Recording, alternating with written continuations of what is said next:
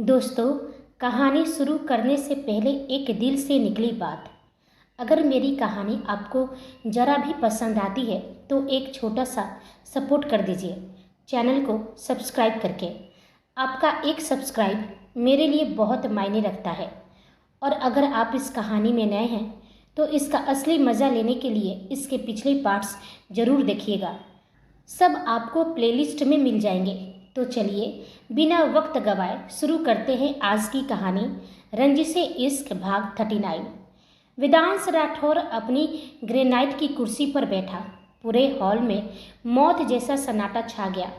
दुनिया भर के बेरहम गैंगस्टर और ड्रग लॉर्ड्स ने अपना सर ऐसे झुका लिया जैसे उसके सामने उनका देवता बैठा हुआ हो।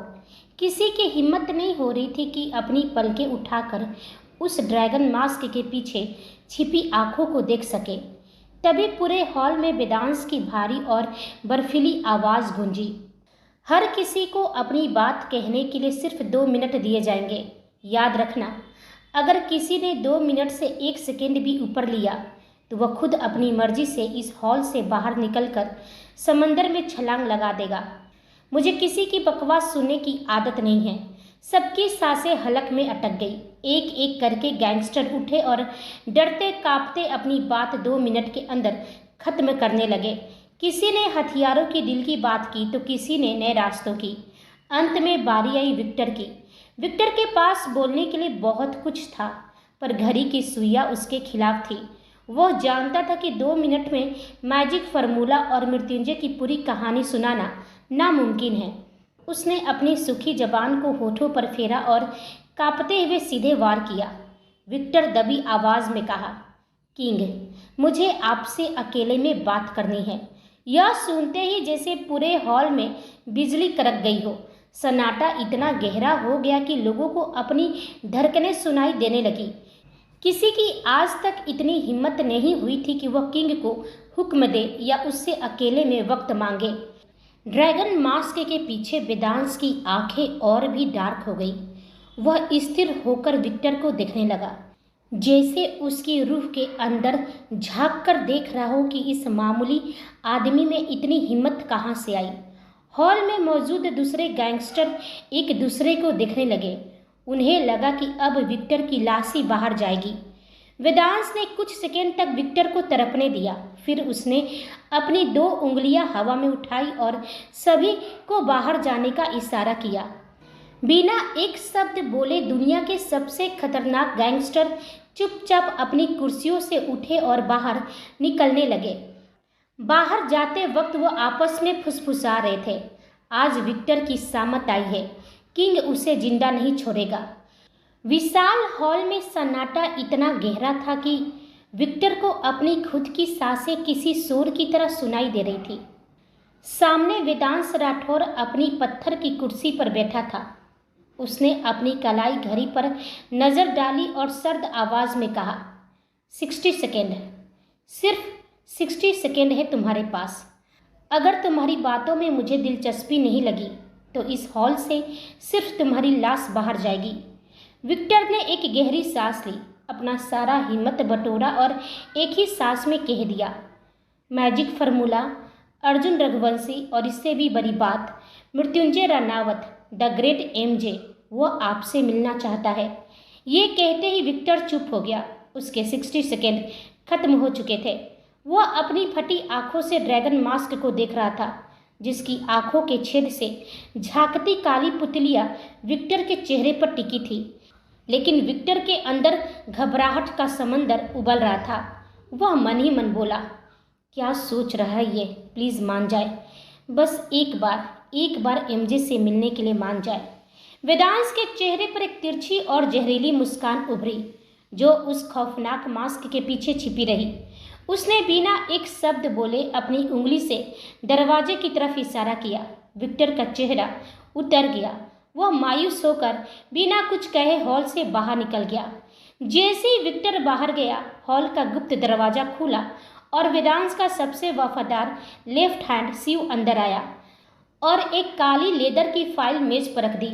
शिव ने कहा, किंग, ये रही the great MJ Mrityunjay Ranaut की फाइल। वेदांश ने उस फाइल की तरफ हाथ बढ़ाया। दस्ताने पहने उसकी उंगलियां फाइल के पन्नों पर रेंगने लगी। वेदांश की आंखें फाइल में लगी मृत्युंजय की तस्वीर पर थम गई।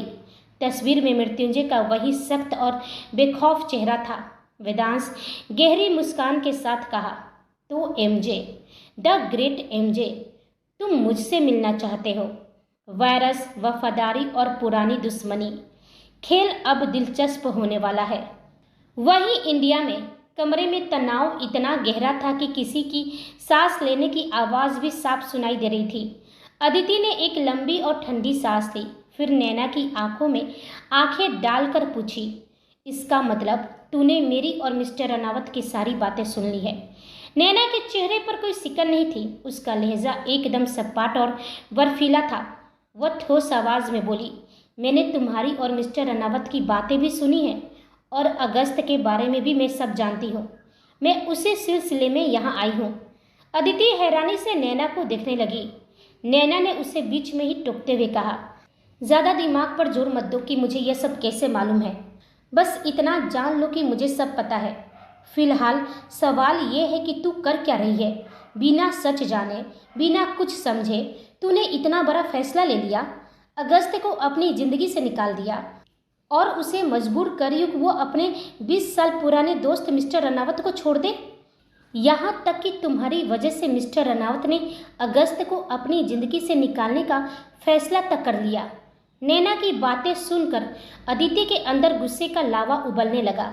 वो सोफे से झटके से उठी और खिड़की के पास जाकर बाहर देखने लगी, जैसे अपनी भावनाओं को काबू कर रही हो। वो गुस्से में बोली, मैंने किसी को मजबूर नहीं किया है नैना, ये उनका फैसला है और सवाल तो मुझे तुमसे करना चाहिए। तू सब भूल गई है ना? भूल गई कि उस इंसान ने तेरे साथ कितना गलत किया है? 2 महीने पहले कैसे सारी दुनिया के सामने तुझसे ज़बरदस्ती शादी करके तेरे परिवार को जलील किया, तुझे नीचा दिखाया। तेरा वो सपना, अपनी माँ की तरह एडवोकेट बनने का सपना, सब मिट्टी में मिला दिया। तू उसकी कैद में है। वह तुझे मेंशन से बाहर तक नहीं निकलने देता, हम में से किसी से मिलने तक नहीं देता है। तू यहाँ छुप कर आई है ना? अगर उसकी इजाज़त होती तो तू उसके जाने का इंतज़ार नहीं करती। अदिति मूरी और उसकी आंखों में अब अगस्त के लिए नफरत चमक रही थी। वह बोली, और वो अगस्त जिस पर मैंने भरोसा किया, जिससे प्यार किया, जिससे मेरी माँ ने शादी के सपने देखे, वो इतना बड़ा धोखेबाज निकला। उसने अपने भाई कुणाल को धोखा दिया। जो अपने भाई का नहीं हो सका वो मेरा क्या होगा? सिर्फ अपने उस घटिया दोस्त को खुश करने के लिए उसने सब कुछ दांव पर लगा दिया। वह और भी तंज कसते हुए बोली, और आज वो मिस्टर अनावत मेरे सामने आकर शरीफ बनने का नाटक कर रहे हैं। जब उनके दोस्त अगस्त की बात आई तो उन्हें अचानक अपनी दोस्त की इतनी फिक्र होने लगी। दिखावा कर रहे हैं कि वो कितने महान हैं, कितना सोचते हैं अपने दोस्त के बारे में। अदिति ने एक ठंडी और दर्द भरी हंसी हंसते हुए अपनी बात जारी रखी। मैं उनकी किसी भी बात में नहीं आने वाली हूँ नैना।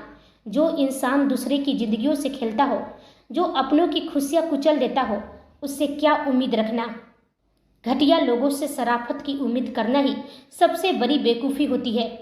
उसने अगस्त को इस्तेमाल किया, अगस्त ने अपने भाई को धोखा दिया और अब ये सब मिलकर मुझे बेवकूफ़ बनाना चाहते हैं। मुझे सख्त नफरत है इन दोनों से। पर नैना, मुझे सबसे ज़्यादा हैरानी तुझे देखकर हो रही है। तू उस इंसान का पक्ष ले रही है जिसने तेरी पूरी ज़िंदगी तबाह कर दी। नैना कुछ पल तक उसे बस घूरती रही। उसकी आंखें स्थिर थी। जब अदिति चुप हुई तो नैना धीरे लेकिन बेहद ठंडी आवाज़ में बोली, हो गया तेरा, या अभी और गालियाँ बाकी है? अदिति चौंक गई। नैना आगे झुकी। उसकी आवाज़ अब और धारदार हो गई। जितनी गालियाँ हैं ना तेरे मन में मिस्टर अनावत के लिए, सब बोल दे। घटिया, कमीना, बेशरम, बदतमीज़, जो बोलना है बोल। मैं बैठी हूँ, आराम से सुनूंगी। कमरे में सन्नाटा छा गया। अदिति उसे घूरने लगी, जैसे उसे पहचानने की कोशिश कर रही हो। नैना हल्का सा हंसी। क्या हुआ, पहचान नहीं आ रही हूँ मैं? फिर उसकी आंखें सीधी अदिति की आंखों में जा टिकी और बोली, हैरान क्यों है? मैं तेरी वही नैना हूँ, बस तुझे पहचान में इसलिए नहीं आ रही हूँ क्योंकि तेरी आंखों पर नफरत और गुस्से की पट्टी बंधी है। अदिति कुछ बोल नहीं पाई। नैना ने फिर कहा, अब बोल ना, गालियाँ क्यों नहीं दे रही है? अभी तो कह रही थी ना कि मिस्टर रनावत बहुत घटिया इंसान है। अजीब है ना अदिति, तेरे दिल में उनके लिए इतनी नफरत है सिर्फ इसलिए कि तू सोचती है कि उन्होंने मेरी जिंदगी बर्बाद की। लेकिन देख, मेरे दिल में उनके लिए जरा भी नफरत नहीं है। नैना बस चुपचाप सब देख रही थी। उसे तो पहले से ही सब कुछ मालूम था, लेकिन माहौल अब पूरी तरह गर्म हो चुका था। नैना ने गहरी सांस ली और बोली, मिस्टर रनावत ने गलत मेरे साथ की है और नफरत तुझे हो रही है। नैना के चेहरे पर एक फीकी मुस्कान आई और बोली, जो इंसान कभी किसी के घर कदम नहीं रखता, जो कभी किसी के सामने नहीं झुकता, वो आज तेरे घर आया, तेरे सामने झुक गया। क्या चाहती है तू? वो तेरे पैरों पर नाक रगड़े, तब तुझे यकीन होगा कि उस इंसान के दिल में अपने दोस्त अगस्त के लिए कितना प्यार है, जिसके प्यार को तू सिर्फ अपनी जिद की वजह से ठुकरा रही है। अदिति की आंखें हल्की सी भर आई, लेकिन गुस्सा अब भी था। वह बोली, तू अपनी दोस्त को डांट रही है जो तेरी फिक्र करती है? नैना का चेहरा एकदम सख्त हो गया। फिक्र का नाम मत लो अदिति, उसने सीधा जवाब दिया। मैं मानती हूँ कि तुझे मेरी चिंता है, मुझे भी तेरी चिंता है, लेकिन बिना सच जाने किसी को जज करना, ये फिक्र नहीं होती, ये अहंकार और नफरत होती है। अदिति की आंखों में हैरानी और अविश्वास साफ झलक रहा था। नैना का चेहरा गुस्से और जज्बात से लाल हो चुका था। उसने एक कदम अदिति की ओर बढ़ाया और सपाट और साफ लहजे में बोली, और रही बात कुणाल के साथ मेरे रिश्ते का, तो अब बस भी करो, मैं थक चुकी हूँ एक्सप्लेन करते करते। तुम और मिस्टर रनावत जितना नाम कुणाल का लेते हो, अपनी पूरी जिंदगी में मैंने खुद उतनी बार कुणाल का नाम नहीं लिया होगा। उनका तो पता नहीं, लेकिन तू अच्छी तरह से जानती है कि मैंने कुणाल से कभी मोहब्बत नहीं की थी। तो फिर क्यों जबरदस्ती यह साबित करने में लगी है कि हम एक दूसरे से प्यार करते थे? अदिति कुछ कहना चाहती थी, पर नैना ने उसे बोलने का मौका नहीं दिया। वह गहरी सांस लेकर बोली, कुणाल मेरा एक बहुत अच्छा दोस्त था, है और हमेशा रहेगा, लेकिन प्लीज़ हमारे रिश्ते को मोहब्बत का नाम देना बंद कर, क्योंकि मैं सिर्फ और सिर्फ मिस्टर रनावत से मोहब्बत करती हूँ। कमरे में जैसे बिजली गिर गई हो, अदिति का सिर चकराने लगा। वह हक्की बक्की होकर नैना को देखने लगी। नैना ने अपने मांग में सजे सिंदूर और गले के मंगलसूत्र की ओर इशारा किया और बोली, ये जो तू देख रही है ना, भले यह रिश्ता जबरदस्ती शुरू हुई थी, पर आज मैं उनसे प्यार करती हूँ। हाँ, मैं मृत्युंजय रनावत की दीवानी हूँ। अदिति की आवाज़ कांपने लगी। वह बोली, नैना, इतना सब कुछ होने के बाद भी उस इंसान ने तेरी जिंदगी के साथ खिलवाड़ किया और तू उससे प्यार करने लगी है? नैना के चेहरे पर एक दर्द भरी मगर खूबसूरत मुस्कान आई। वह बोली, यही तो बात है अदिति, जो तू समझ नहीं पा रही है। जरा सोच, जिस इंसान ने मेरे साथ इतना गलत किया, अगर फिर भी मुझे उससे मोहब्बत हो गई तो उसमें कुछ तो बात होगी, कुछ तो ऐसा होगा जिसने मुझ जैसी लड़की को उसका होने पर मजबूर कर दिया। नैना ने अदिति के कंधे पकड़े और उसे अपनी आंखों में झांकने को मजबूर किया। बहुत आसान होता है किसी को घटिया कह देना, पर तू जानती क्या है उनके बारे में? आज तू मेरे हक के लिए मिस्टर रनावत से लड़ रही है क्योंकि मैं तेरी दोस्त हूँ, तो अगस्त कहाँ गलत है? वो भी तो अपने दोस्त के साथ खड़ा है। तू मेरे साथ खड़ी रहे तो सही, और वो अपने दोस्त के साथ खड़ा है तो गलत? ये इंसाफ नहीं अदिति। अदिति ने अपनी नज़रें फेर ली, क्योंकि नैना का एक एक शब्द उसके दिल के बंद दरवाजों पर दस्तक दे रहा था। नैना गंभीर आवाज़ में बोली, अगस्त और मिस्टर रनावत की दोस्ती को न तू तोड़ सकती है न मैं। वो अनब्रेकेबल है। अगस्त जिस तरह उनके लिए तुझे छोड़ सकता है ना, मुझे पूरा यकीन है कि अगर कभी ऐसी सिचुएशन आई जहां मिस्टर रनावत को मेरे और अगस्त के बीच किसी एक को चुनना पड़े, तो वो अगस्त को चुनेंगे और मुझे जरा भी बुरा नहीं लगेगा। अदिति ने चौंक कर नैना को देखा। नैना ने कहा, क्योंकि मैं समझती हूँ उनकी दोस्ती कितनी गहरी है। जब सारी दुनिया ने उन दोनों को ठुकरा दिया था, तब वो दोनों एक दूसरे का सहारा और एक दूसरे के वजूद बन गए थे। वो दो जिस्म और एक रूह है अदिति, और तू उस रूह को अलग करना चाहती है। अदिति के पास अब कोई जवाब नहीं था। नैना ने एक गहरी और लंबी सांस ली। उसने अदिति के दोनों हाथ अपने हाथों में थाम लिए। उसकी आवाज़ में अब गुस्सा नहीं, बल्कि एक बड़ी बहन जैसी ममता और गहराई थी। वो धीमी आवाज़ में बोली, अदिति, मैं जानती हूँ कि तेरा दिल और दिमाग इस वक्त बुरी तरह से उलझ गया है। तू समझ नहीं पा रही है कि सच क्या है और झूठ क्या है, लेकिन तू मुझ पर तो विश्वास करती है ना। तो बस इतना समझ ले, मिस्टर रनावत जो दिखते हैं वो वैसे नहीं हैं। अदिति की आंखों से आंसू बहने लगे थे। वह बस खामोश खड़ी सुन रही थी। नैना ने कहा, वो बुरे इंसान नहीं अदिति, वो बहुत नेक हैं। उन्होंने जो भी किया उसके पीछे एक बहुत बड़ी वजह है, एक ऐसा सच जो मैं तुझे चाहकर भी नहीं बता सकती। याद रख, जब किसी इंसान के इरादे नेक हो लेकिन तरीका गलत हो, तो हमें उसके तरीके पर नहीं, उसके इरादे पर ध्यान देना चाहिए। उनका तरीका शायद बहुत गलत था, पर उनका इरादा कभी गलत नहीं था। नैना ने अदिति की आंखों में सीधे झांकते हुए कहा, इसलिए कह रही हूँ, भले ही तुम मिस्टर रनावत को माफ़ ना कर, उन्हें ना अपना, लेकिन अगस्त की इसमें कोई गलती नहीं है। अपने प्यार को अपनी झूठी जिद और इस खोखले अहंकार की आग में मत जला अदिति। अगस्त ने तुझसे तब प्यार किया था जब वो तेरी पूरी सच्चाई जानता भी नहीं था। उसने कोई गुनाह नहीं किया है। अगर तूने आज उसे खो दिया तो सिर्फ पछतावा बचेगा। और एक बात हमेशा याद रखना अदिति, चाहे कुछ भी हो जाए, अगस्त और मिस्टर रनावत की दोस्ती के बीच तू कभी नहीं आएगी। तेरी जगह अगस्त के दिल में अलग है और मिस्टर रनावत की अलग।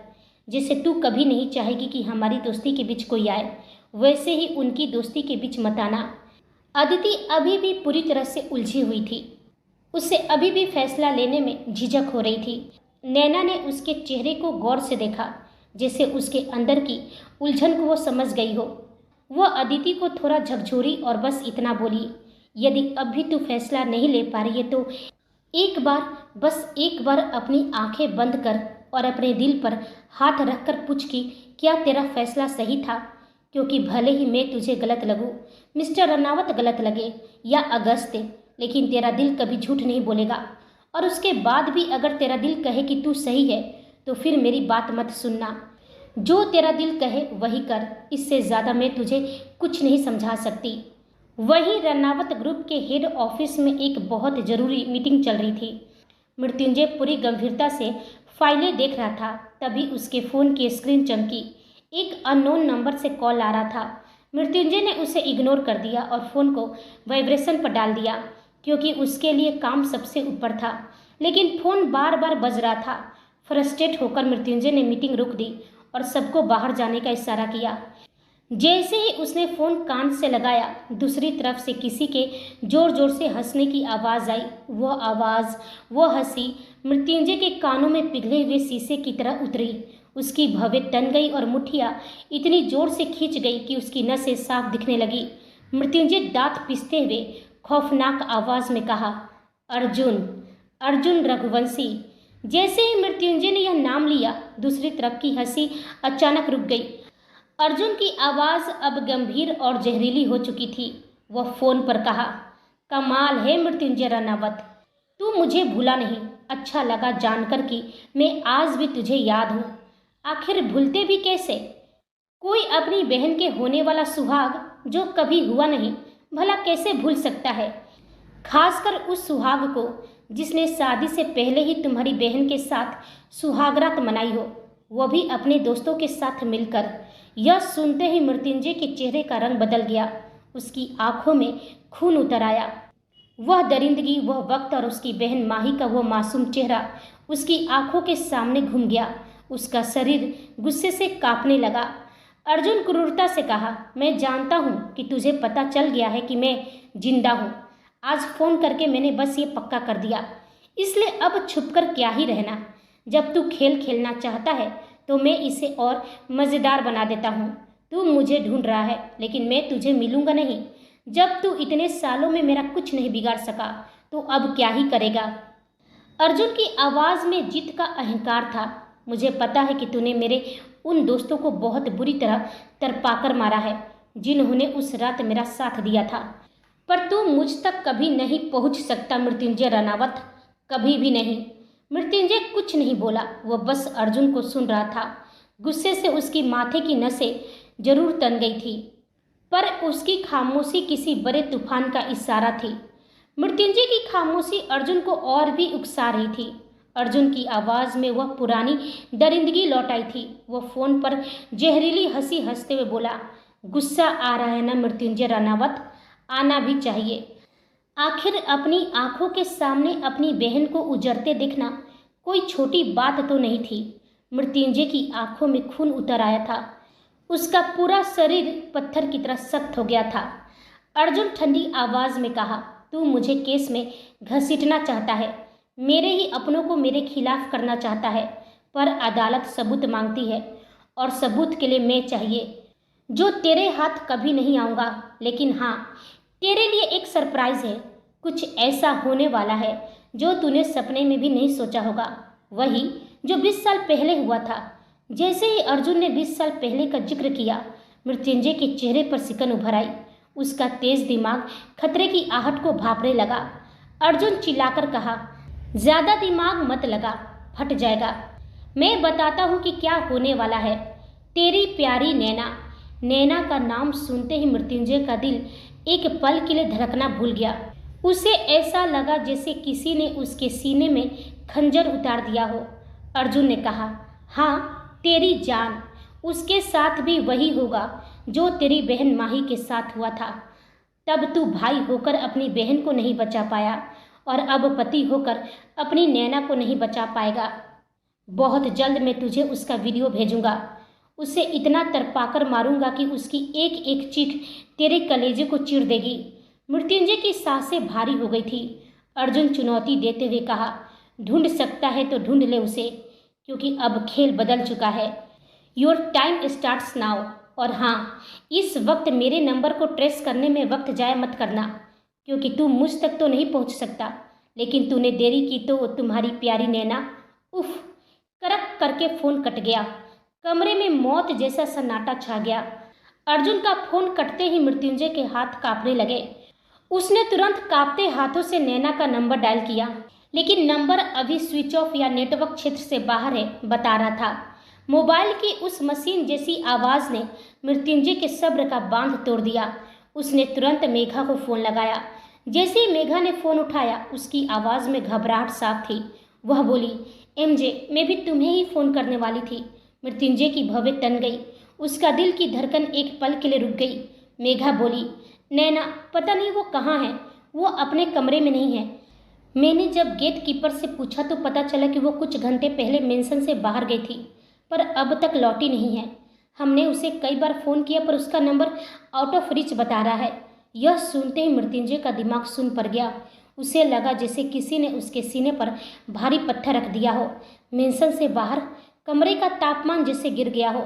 वह दांत पीसते हुए खौफनाक आवाज़ में कहा, मना किया था, कहा था कि मेंशन की दहलीज पार मत करना स्वीटहार्ट।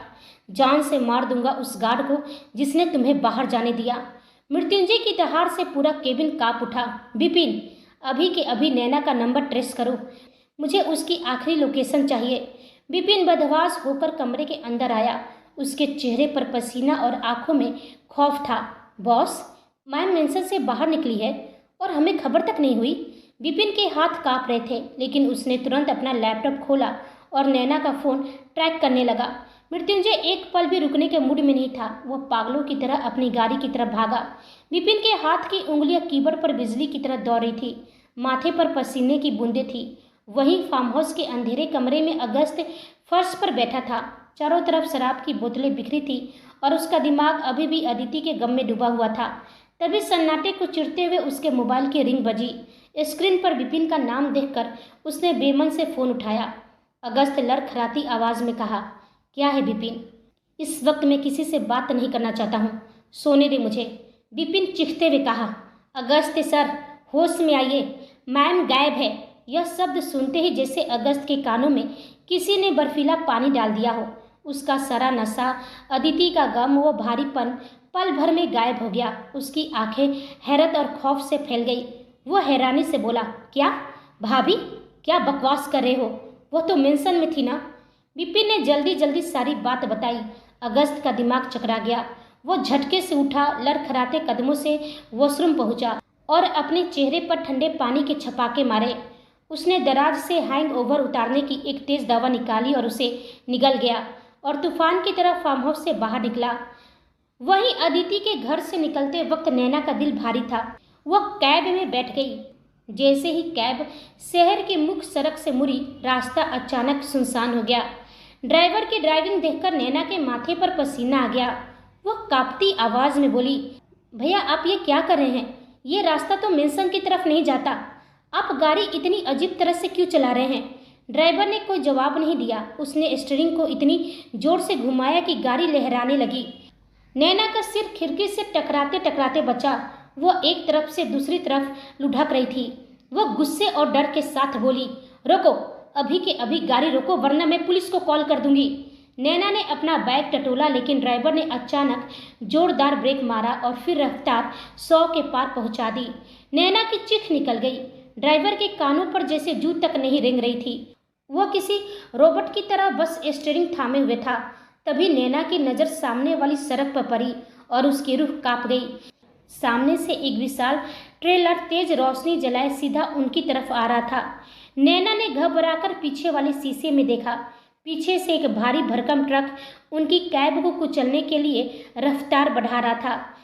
कैब अब उन दो लोहे के पहाड़ों के बीच एक खिलौने जैसी लग रही थी। नैना चीखते हुए बोली, आपका दिमाग खराब है क्या? आपने सुना नहीं? साइड में कीजिए, हम मर जाएंगे। सामने देखो। नैना पागलों की तरह दरवाज़ा खोलने की कोशिश करने लगी, पर वह चाइल्ड लॉक था। उसने ड्राइवर की तरफ देखा कि शायद वह डरा होगा, लेकिन नज़ारा देखकर उसके प्राण हलक में अटक गए।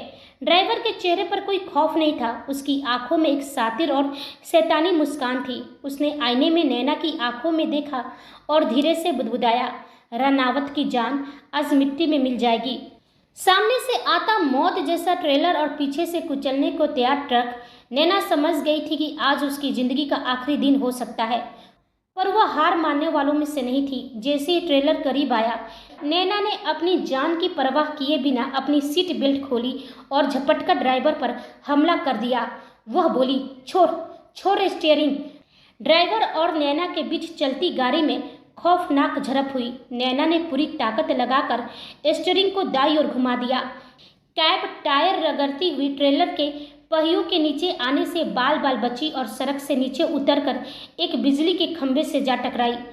एक जोरदार धमाका हुआ। नैना का सिर डैशबोर्ड से टकराया और उसके माथे से खून की धार बह निकली। धुंधली आंखों से उसने देखा कि ड्राइवर बेहोश हो चुका है, लेकिन ट्रेलर और ट्रक दोनों रुक चुके थे और उनमें से हथियारबंद नकाबपोश आदमी बाहर निकल रहे थे। नैना ने लड़खड़ाते हुए दरवाज़ा खोला और अपनी सुध बुध खोए बिना पास के घने जंगल की ओर भागने लगी। पीछे से आवाज़ आई, पकड़ो उसे, जिंदा नहीं बचनी चाहिए। शहर की सड़कें धुंधली पड़ी थी क्योंकि मृत्युंजय की गाड़ी की रफ्तार 140 के पार थी। उसे नहीं पता था कि उसे किधर मुड़ना है। स्टीयरिंग पर उसकी पकड़ इतनी सख्त थी कि उंगलियों की पोर सफ़ेद पड़ गए थे। डैशबोर्ड पर रखे फ़ोन में विपिन का मैसेज बार बार फ्लैश हो रहा था, no signal, location not found. धत तेरी की। मृत्युंजय ने जोर से स्टीयरिंग पर मुक्का मारा। गाड़ी अनियंत्रित होकर लहराई, पर उसने उसे संभाल लिया। उसकी आंखें खून की तरह लाल हो चुकी थी और सीने में उठ रहा तूफान अब आंखों से बहने को बेताब था। जैसे जैसे सन्नाटा गहरा रहा था, मृत्युंजय के कानों में सुबह वाली नैना की आवाज़ गूंजने लगी। हर एक शब्द किसी नुकीले खंजर की तरह उसके दिल को चिर रहा था। कहीं ऐसा ना हो मिस्टर रनावत कि मैं आपसे इतनी दूर चली जाऊं कि आप मुझे पुकारे और मैं लौट कर ना आऊं। नहीं नहीं नहीं, वो पागलों की तरह चिल्लाया। उसे एक एक पल उसके साथ बिताई याद आ रहा था। उसने दांत पीसते हुए खुद से बहुत धीमी मगर जानलेवा आवाज़ में कहा, अगर तुम्हें कुछ भी हुआ ना स्वीटहार्ट, तो कसम है मेरी रगों में दौड़ते इस खून की, मैं इस पूरे शहर को आग लगा दूंगा। जो हाथ तुम्हारी तरफ उठा है उसे काट कर कुत्तों को खिला दूंगा। मुझे वापस चाहिए, बस तुम मुझे वापस चाहिए। वहीं नैना के नंगे पैर कांटों और पत्थर पर पड़ रहे थे, पर उसे दर्द का एहसास तक नहीं हो रहा था। उसके पीछे शिकारी कुत्तों की तरह वह गुंडे लगे थे। अगर एक या दो होते तो नैना उन्हें धूल चटा देती, पर यहाँ तो पूरी फौज थी। ऊपर से सिर की चोट ने उसे अधमरा कर दिया था। नैना हांफते हुए मन ही मन बोली, नहीं, रुकना नहीं है नैना। अगर आज रुक गई तो मिस्टर रनावत को कभी अपना चेहरा नहीं दिखा पाएगी। उसकी आंखों के सामने धुंध छा रही थी। मोबाइल कैब में ही छूट गया था, जिससे वो अपनी लोकेशन भेज पाती। जंगल इतना घना था कि रोशनी भी जमीन तक नहीं पहुंच पा रही थी। भागते भागते वो काफी अंदर निकल आई थी। पीछे से आ रही जूतों की आवाज अब थोड़ी धीमी पड़ गई थी। नैना ने मौका देखा और एक विशाल पुराने बरगद के पेड़ की ओट के पीछे जाकर दुबक गई। उसने अपने मुंह पर दोनों हाथ कसकर रख लिए ताकि उसकी तेज चलती सांसों की आवाज बाहर न आए। उसका सफेद सूट अब खून और मिट्टी से सन चुका था। डर के मारे उसका पूरा शरीर थर थर काँप रहा था। वह सिसकते हुए धीमी आवाज में बोली, मिस्टर रनावत, प्लीज़ आ जाइए। मैं अब और नहीं भाग सकती। मेरा दम टूट रहा है। मुझे पता है आप बहुत गुस्से में होंगे, पर प्लीज़ अपनी इस स्वीट हार्ट को यहाँ अकेला मत छोड़िए। जंगल का सन्नाटा अब जानलेवा हो चुका था। नैना उस पुराने पेड़ की ओट में दुबकी हुई थी।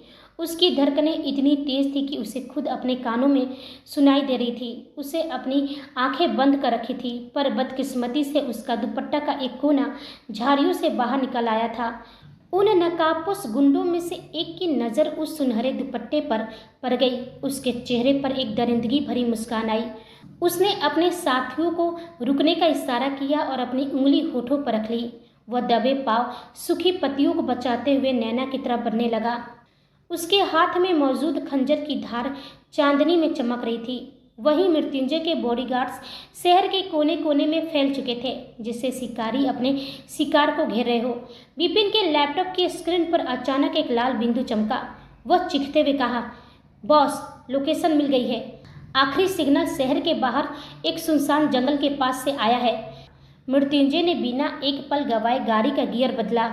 अगस्त और विपिन भी अपने गाड़ियों के साथ उसके पीछे थे। गाड़ियों के टायरों से धुआं निकल रहा था और रफ्तार ऐसी थी जैसे हवा का सीना चिर रही हो। मृत्युंजय की आंखों में इस वक्त सिर्फ और खुद का गुस्सा और नैना की फिक्र थी। वह दांत पीसते हुए कहा, बस थोड़ा और रुक जाओ स्वीटहार्ट। अगर उन कमीनों ने तुम्हें छुआ भी तो मैं उन्हें नरक दिखने लायक भी नहीं छोड़ूंगा। कुछ ही देर में जंगल के उस सुनसान हिस्से में मृत्युंजय की काली एसयूवी कार रुकी।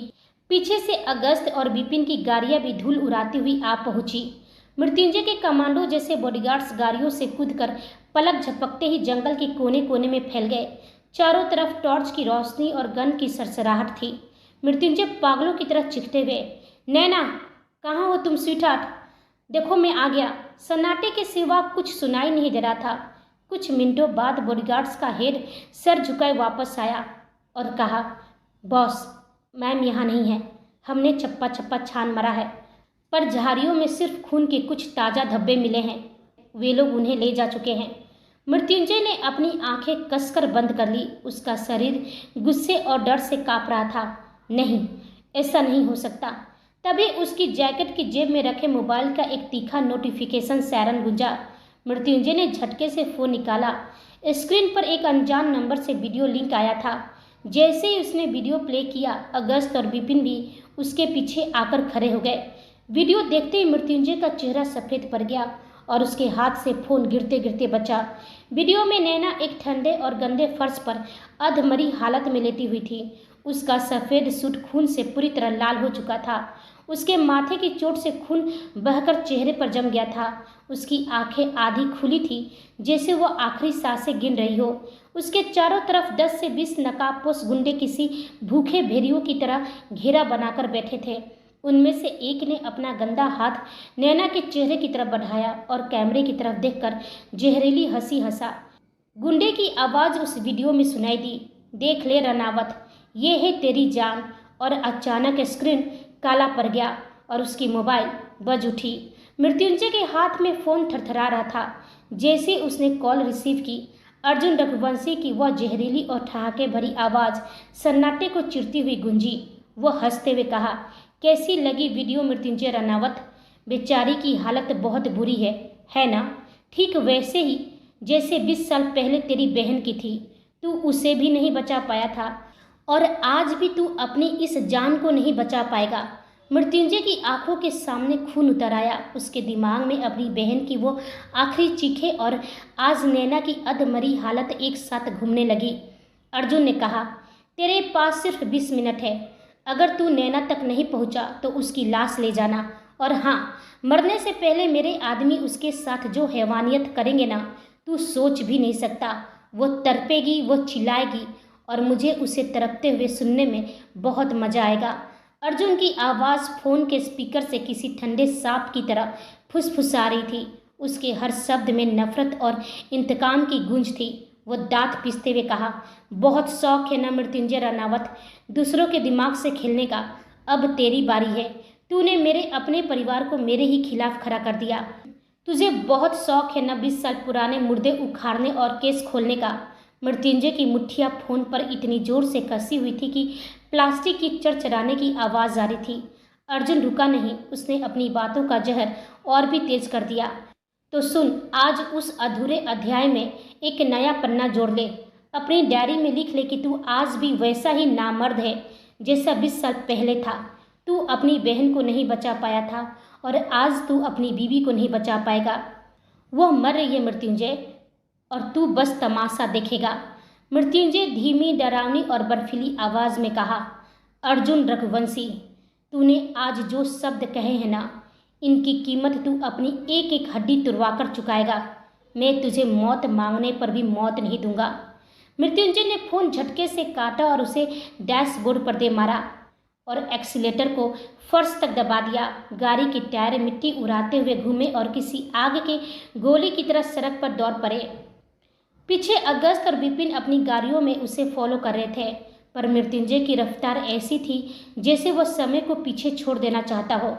वही कमरे में मौत का सन्नाटा था, लेकिन नैना के फटे हुए होठों पर एक ऐसी मुस्कान थी जो उन गुंडों को चिढ़ा रही थी। उसका चेहरा खून से सना था, पर आंखों में वह चमक थी जो सिर्फ एक एमजे की पत्नी में हो सकता था। नैना कांपती मगर ठोस आवाज में बोली, अपनी उल्टी गिनती शुरू कर दो तुम सब, क्योंकि तुम्हें जो मौत मिलेगी ना, उसे देखकर खुद मौत की रूह कांप जाएगी। उसकी आंखों से एक आंसू टपका, पर वो कमजोरी का नहीं, उम्मीद का था। उसकी धड़कनें तेजी से भाग रही थी। उसे एहसास हो रहा था कि उसका मिस्टर अनावत बस करीब ही है। तभी कमरे की दीवार पर लगी एक बड़ी एलईडी स्क्रीन अचानक शोर के साथ ऑन हो गई। सारे गुंडे अदब से साइड में खड़े हो गए। नैना ने जमीन पर परे परे अपनी गर्दन घुमाई और स्क्रीन की तरफ देखा। स्क्रीन पर एक शख्स का चेहरा उभरा, अर्जुन रघुवंशी। नैना उसे नहीं पहचान पाई। उसने उसे कभी देखा ही नहीं था, पर उस शख्स की आंखों में छिपी दरिंदगी देखकर नैना का रोम रोम कांप उठा। अर्जुन एक जहरीली मुस्कान के साथ कहा, कैसी हो भांजी। भांजी शब्द सुनते ही नैना का दिमाग सुन पड़ गया। वह अपनी यादों पर जोर देने लगी।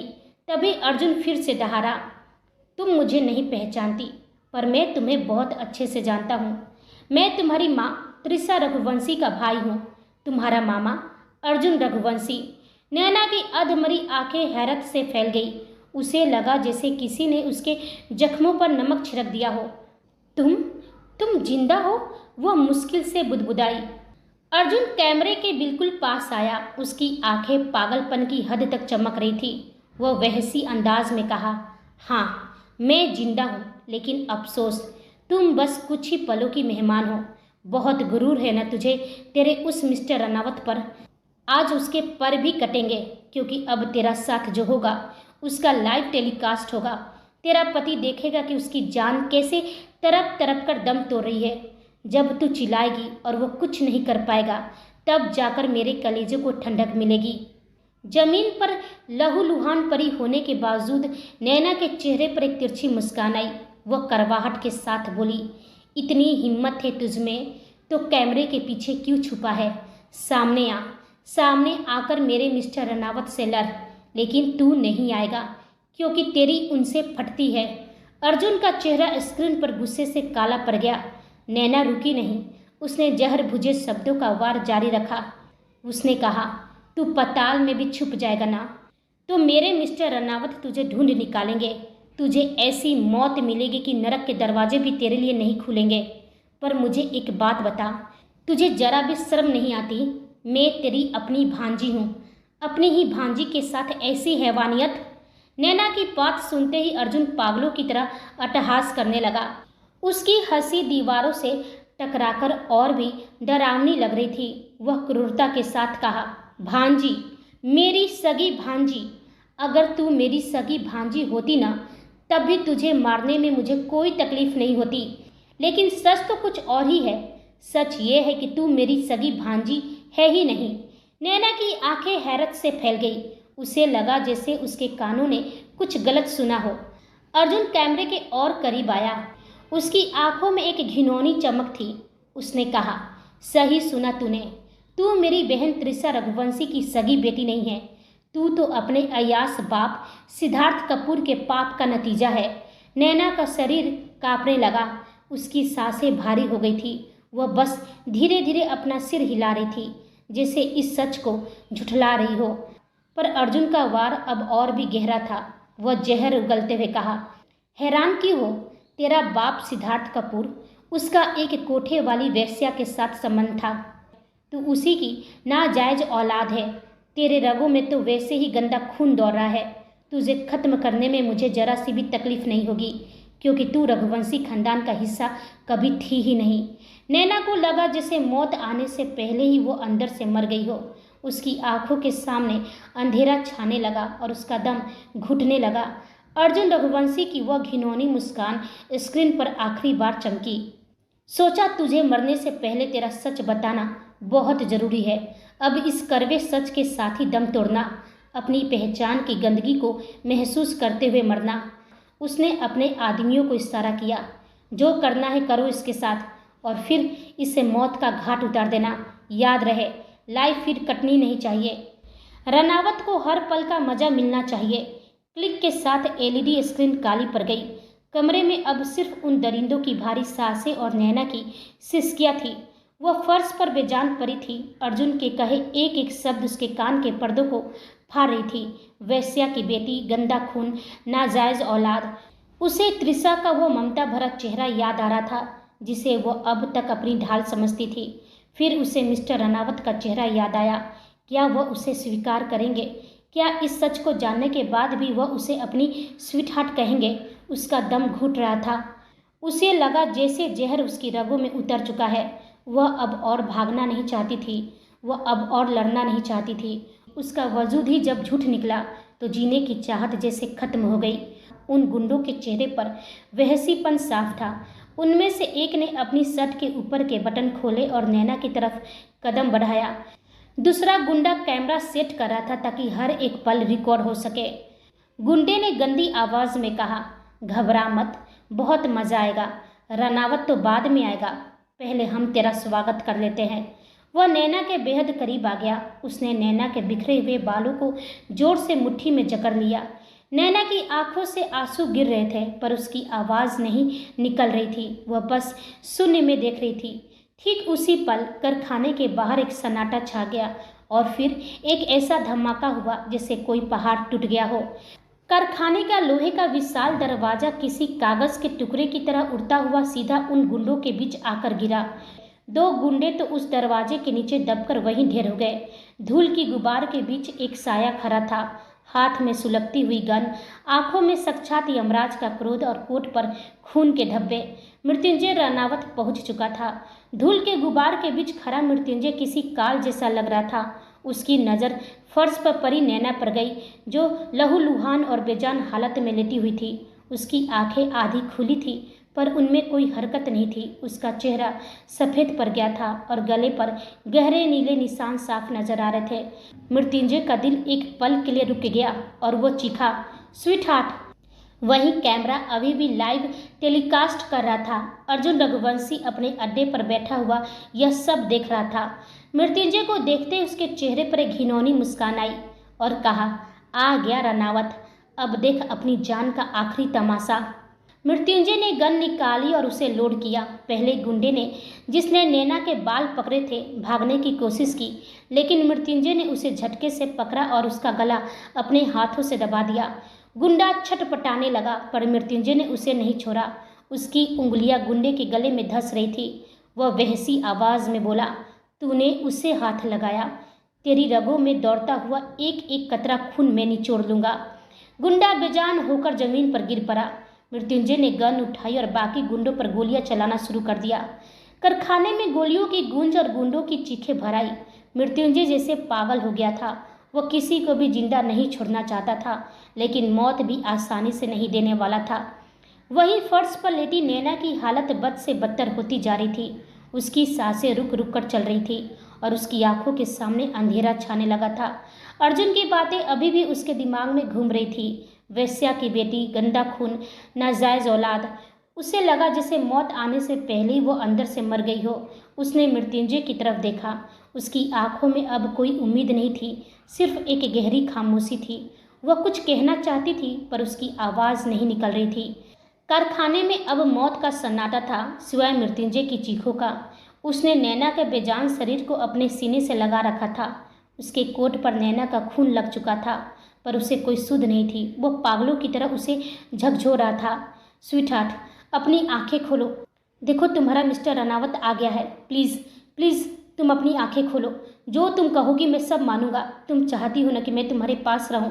मुझे सब मंजूर है स्वीटहार्ट, बस एक बार आंखें खोल दो।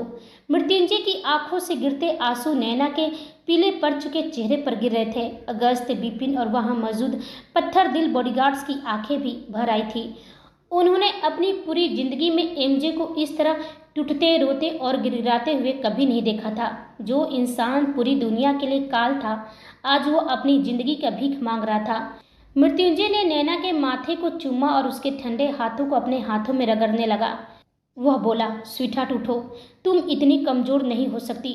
तुम मिस्टर रनावत की स्वीटहार्ट हो। तुम ऐसे हार नहीं सकती। देखो, मैं इन सब को मौत से भी बदतर मौत दूंगा जिन्होंने तुम्हें छुआ। अब डरो मत, बस एक बार जाग जाओ। वहीं इटली में बैठा अर्जुन रघुवंशी अपनी जीत का जश्न मना रहा था। उसके सामने लगी विशाल स्क्रीन पर वही लाइव फुटेज चल रही थी, जहां मृत्युंजय पागलों की तरह नैना के बेजान शरीर को सीने से लगाकर दहा रहा था। अर्जुन ने हाथ में पकड़ी महंगी शराब की बोतल से एक लंबा घूंट भरा और जोर से ठहाका लगाया और नशे और घमंड में चूर होकर कहा, वाह क्या मंजर है। मौत का ऐसा मातम मैंने पहले कभी नहीं देखा। देख मृत्युंजय रनावत, जिसे तू अपनी जान कहता था, आज वही मिट्टी बन गई।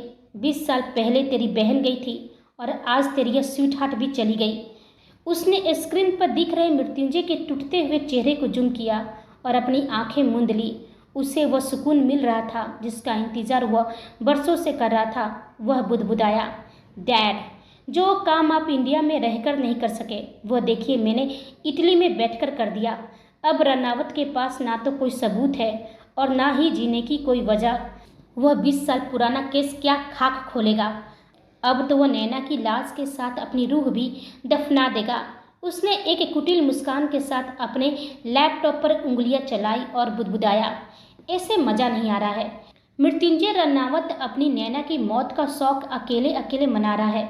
मैं इतना बेरहम नहीं जो तुम्हें अकेले ही तड़पते हुए देखकर मजे लूँगा। उन्हें भी तो सज़ा मिलनी चाहिए जो मेरे खिलाफ जाने की कोशिश कर रहे थे। उसने उस वीडियो क्लिप को एडिट किया और उसे डार्क वेब की सुरक्षित सर्वर के जरिए एक साथ कई नंबर्स पर फॉरवर्ड कर दिया। तो दोस्तों, आज की कहानी यहीं ख़त्म होती है, लेकिन असली कहानी अभी बाकी है। तो अगर आप जानना चाहते हैं कि आगे क्या होगा, तो अभी चैनल को सब्सक्राइब कर लीजिए और बेल आइकन दबा दीजिए ताकि अगला पार्ट आपसे मिस ना हो। और हाँ, कमेंट बॉक्स में अपनी राय देना ना भूलें। मिलते हैं अगले एपिसोड में। तब तक आप सभी को मेरी कहानी सुनने के लिए धन्यवाद।